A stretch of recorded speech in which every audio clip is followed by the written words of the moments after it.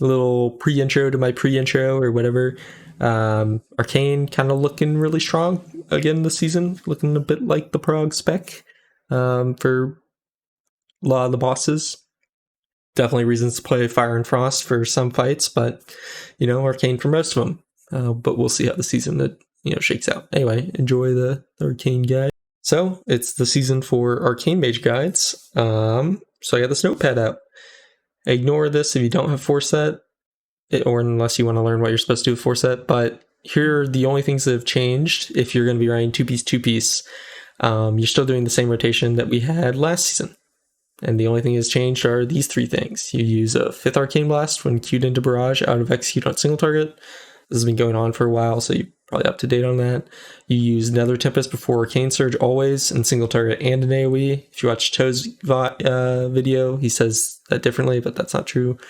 And you are supposed to cancel Arcane Missiles naturally by spamming Arcane Blast when above 30% mana in single target. And in AOE, you also cancel this, but you just cancel it with whatever you're going to use, like Barrage or Orb or whatever. You're just going to cancel it with a different ability that's an Arcane Blast. And that's it. Aside from the fact that this is the meta like single target talents for Arcane if you're running that normal rotation. And again, if you wanted to like change this to Cleave, for light Cleave, you would change your improved Arcane Missiles to Arcane Cleave. For like full-blown AoE, you would also drop Impetus for Charged Orb. If you don't have 4-piece, you're done. That's it.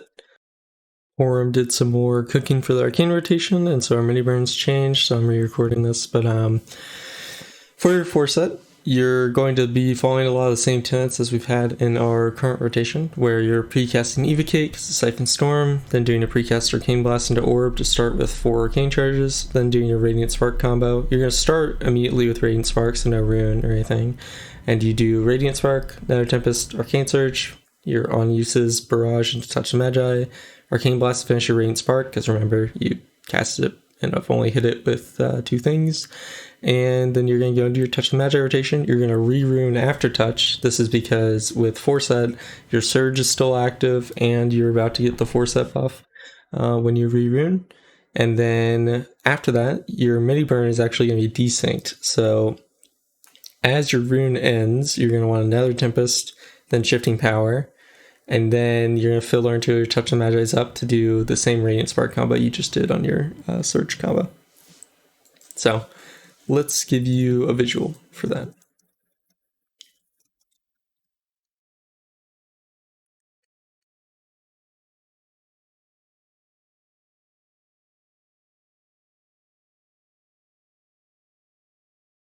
And I need a craft mage. That's lovely. I should have done that before. Anyway, you're going to want to snipe the end of your rune with your palm. And then here, I should have ruined before that missiles, but it's fine. Definitely feels a lot harder to fit in a recraft of your mana gem here. I'll probably just do it right now. And then go to this.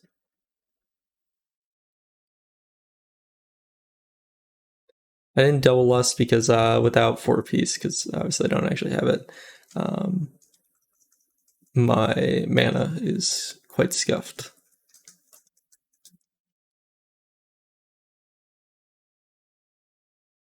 Here I'm going to full channel because I'm below 50% mana.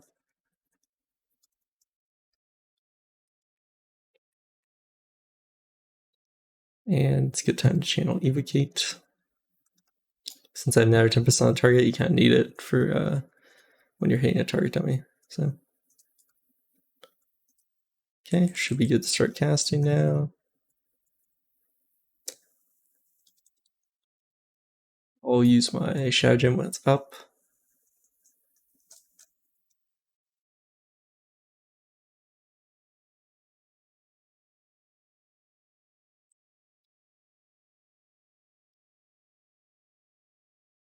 And you can see we're just playing pretty similar, right? Still relatively scripted rotation. Nothing crazy.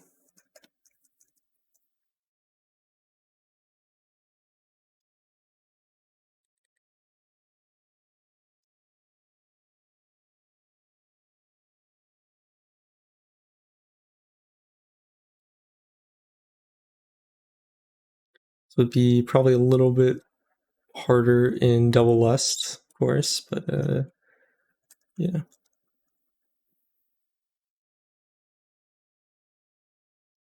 Barrage here because we're getting super low on mana. It's fine to do even though you're in Rune. That's what the APL does at least. And then here I would re-evocate and whatnot. So now you have it. That's kind of how you play it in action. I did a decent amount of like mana conservation things. If I was to double lust this, I would just be barraging to end my surge probably, and a few other things. Though that's a bit more tricky now because of, the fact that you're ruining there as well. You probably wouldn't need to barrage there at all anyway for if you're running 4-piece because of the extra mana regen and extra surge duration giving you more mana. Anyway, hope you learned something for that. And then you also change your talents marginally on single target to have mana adept and 2 points of improved arcane missiles over taking resonance and arcane bombardment. This is only about, I think, 0.4% better last I looked. So this is a pure single target build. If you care about execute, you will take your execute talents, which will be resonance and bombardment instead of what you have now. You just revert back to the normal build. And if you want to do AOE, you also, again, revert back to do the normal changes to AOE as well. I'll show you an example of the AOE rotation. I don't have the full priority right now, just the burn priority, and I'm going to show you the full rotation, but you can just double check things on Mage Hub as well if you want. That's the kind of suggested written resource. The Wowhead's very good as well. You just do the same thing as Season 1, pre-evocate, Radiant Spark, you're going to Arcane Orb if you have less than 3 charges, Ice Nova if you have 4, or Explosion if you have 3. You can also Explosion at 4, it's not that big of a difference, just Ice Nova is more damage. Then you Nether Tempest into your Surge, into your Barrage, Touch the Magi, Blast, Barrage, then you Touch Magi rotation. For Mini Burn, you do Radiant Spark, Orb, same decision as the first one. Then you go into another Tempest, Barrage into Touch Magi, 2 blasts, so 1 blast replaces your Surge, and then a Barrage and you're back into your Touch Magi rotation. Touch Magi, only thing that's changed here is that with Arcane Missiles you're going to cancel it for anything else, but if you have more than 1, you wouldn't want to cancel for Arcane Explosion, because Arcane Explosion bugs out your clear casting. So, yeah. Anyway, you'll see this in action. So yeah, let's just give you an example. Only have 1 Arcane Orb or charge, so I'm gonna Arcane Orb, Nether Tempest, Arcane Surge, Mana Gem, Barrage, Touch, Blast, Barrage, do this, cancel for Orb, Barrage, do this, cancel for Arcane Explosion. And then I'm going to refresh Nether Tempest into a Barrage, Ice Nova, use my Shifting Power because we're in Conserve. We're going to Arcane Orb, Arcane Barrage again. No reason to use missiles because I'm not playing Harmony, I'm in Conserve. I'll just do this again. Okay, I'm going to build up to 3 on purpose here. Then we Rune, Radiant Spark, Explosion, Barrage, Touch the Magi, like 2 Arcane Blasts, into Barrage, into Arcane Orb, into Barrage, into Arcane Orb, into Barrage, and then we just use Arcane Explosion to fill. And now we would refresh our Nether Tempest, we would Ice Nova, we would Barrage, and then we would use Arcane Explosion. And yeah, you do that. Just repeat that forever, have fun. Yeah, if you have any questions about that, let me know, or rewatch the sequence. So I didn't mention this before, but with the 4 set, you can also, and this is worse, but instead of runing after your Touch of Magi ends on the opener, you can just hold your rune for your mini burn. That's just definitively worse, so I wouldn't recommend doing it, but maybe the fight timings are going to align in such a way that doing that is better, in which case you would change your 4 set rotation. But without the 4-piece, you're just doing the Season 1 rotation, which I'm not going to go over too much, but pre-evo or rune, you get another Tempest if this isn't Lust, and then you Radiant Spark, do your 3 Arcane Blast, another Tempest again, Arcane Surge, Mana Gem, Blast, Barrage, do your Touch the Magi rotation, right? And then your single target May Burn, much the same. And I will just give you an example of that. Pre-evocate as normal. Also Arcane Blast, Orb, Double Lust, Nether Tempest, Rune. Then you're blasting.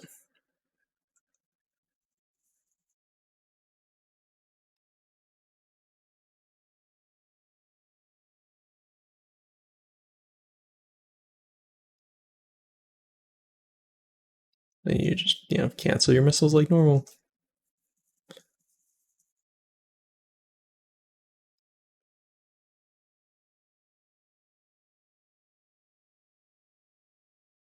You're all Barrage, Orb, Shifting Power. Actually gonna need a Barrage again because I just have way too much mana spent. That's fine. Then you go into your Mayburn as normal.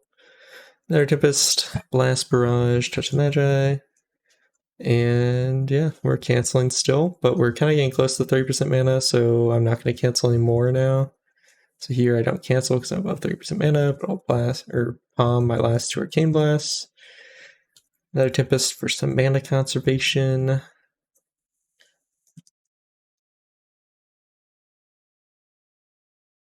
And yeah, that's just normal. Here I would just, go into my Evocate and then I'd start the whole thing again, except without all the Arcane Blasts at the start, right? So we do this, cancel this, and go into my Burn, Surge, Magem, Blast, Barrage, Touch, and we're back in the Burn. When it says by weak where it says like, oh, you have more than 104% haste, that has to do with if you can do the 5th Arcane Blast. You can only do it if you have less than 104% haste. And for using your palm at the end of your Touch of the Magi, I believe with the normal rotation, it's still best to use it as the last 2 GCDs of Touch of the Magi. But once you get your Force, at least it's best to snipe the end of your Rune of Power instead of the end of your Touch of the Magi. Could be that it's just always best to snipe the end of your Rune of Power. It's probably a pretty minor difference either way, though. So that should be a good place for you to refer back to the Season 1 rotation. Might as well talk a little bit about gearing. Your website should be relatively updated for 10.1, but for Arcane, the way it's looking is you're going to want to run 2 of these Shadow Flame embellishments. I don't have them, obviously, because you can't get them until next week when Neltharion drops the recipe, but you're going to want to run 2 of those for Raid. AOE embellishments are a lot less sorted. It's kind of probably going to be Ossuary for Arcane, but whatever. Anyway, single target, definitively, Shadow Flame. It has to go on 2 crafted pieces. Before you get your tier, that's probably just going to be waist and boots, or it will just be waist and chest afterwards, something like that. But yeah, and your best trinket is going to be the Iridius fragments.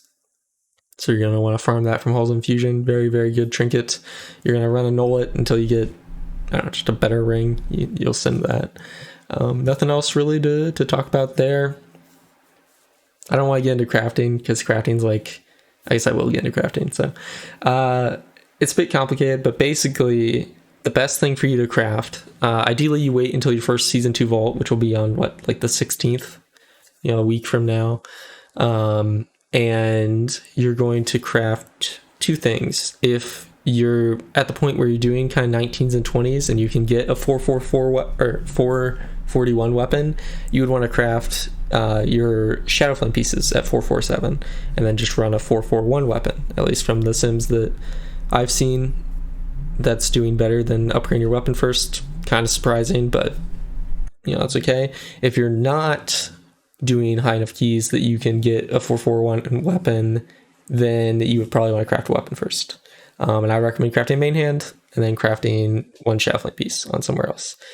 The main reason that it's not really worth crafting a weapon if you're doing a higher, Mythic Plus level, aside from the fact that double Shadow Flame literally sim better with 441 weapons, is that if you end up getting a weapon out of the vault like week 2 or week 3, you just wasted spark, which is not good.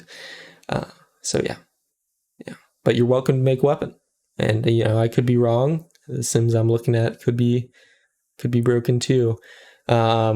As for anything else you need for Arcane, really, the only thing you need is this fake Q weak aura, and you can find it on Wago. I'll probably link in the description. You need either fake Q or anti Q. They both work. Just has to be set like below like 200.